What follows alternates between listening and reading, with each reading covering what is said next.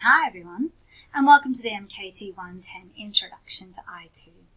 I'm sure a lot of you are fairly familiar with the I2 sites, but I just want to do a quick rundown of some of the features so people can be familiar with it. So the first is the homepage. This is me, hi, I'm Felicity. This is just a quick little video to introduce you to the core ideas in marketing and the assignments that we'll be studying. The next thing I really want you to look at in week 1 is the subject outline. The subject outline is really your most important tool in this whole site. It'll explain the assignments when they're due, so it's good to pop them in your calendar so you know in advance. I usually recommend also popping in a week earlier reminder, just in case, so you know that it's coming up. Inside the actual learning subject outline is all the different criteria that you'll be using to mark your assignments and things like that. We'll talk about all of this in our online meetings, but it's a good idea just to have a good sense of them. Then you can come to those meetings with some questions perhaps. The next thing I want you to think about in terms of the site is the peer-to-peer learning environment. Some of you already come in and said hello, so that's wonderful. It'd be great if everyone could pop into the introductions and just say who you are and perhaps why you're studying marketing, some of the things that you might be interested in. This is also a place to pop some general questions. So if there's just a few things that you just want to touch base on, you think other people might be wondering these same questions, put them here in this communal space. So anything to do with the site or anything to do with the subject in the general questions. And then there's questions about assignment 2 and questions about assignment 3. Also inside this discussion space will be the first assignment, so the weekly discussion forums, and I'll open that up for you. The next thing to think about is the Adobe online meeting space. I want you to pop in and click on this link and make sure you can get into the room. If you've never been in an Adobe room before, because you're usually an internal student, there's a little how-to guide here.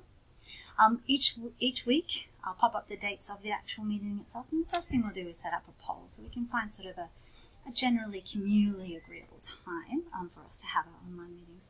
This will also be where I'll put the recordings for the actual meetings themselves, so if you can't come along on a particular night for any particular reason, you'll be able to watch it later in your own time. So you see there's quite a few set up weeks here, and we'll be talking through all the issues in relation to the subject when we go into these meeting rooms.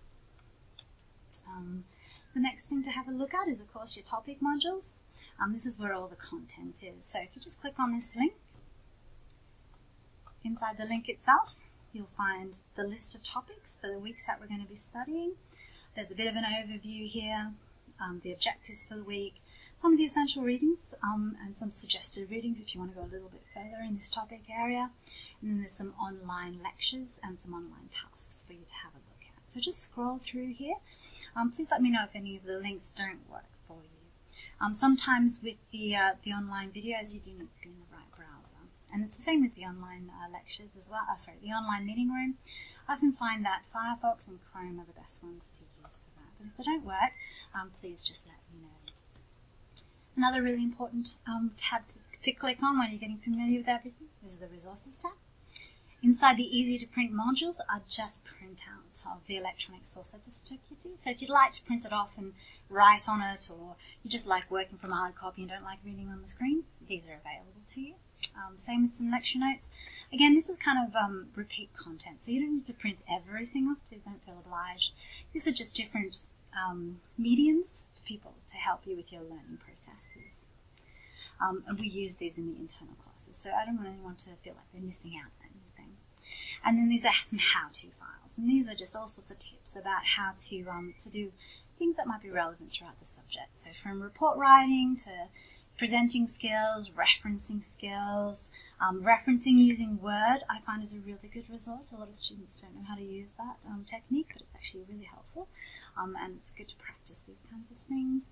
And again, just have a look through them and see if there's anything that's going to be useful for you. And if none of the things you need to do are in that list, please let me know, and we can talk about building up some resources that can be really useful for you guys.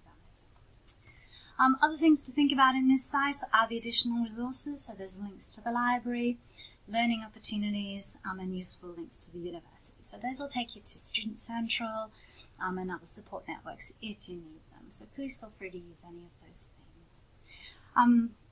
That's it all from me for right now. I'm sure we'll touch base again soon. Okay, thanks.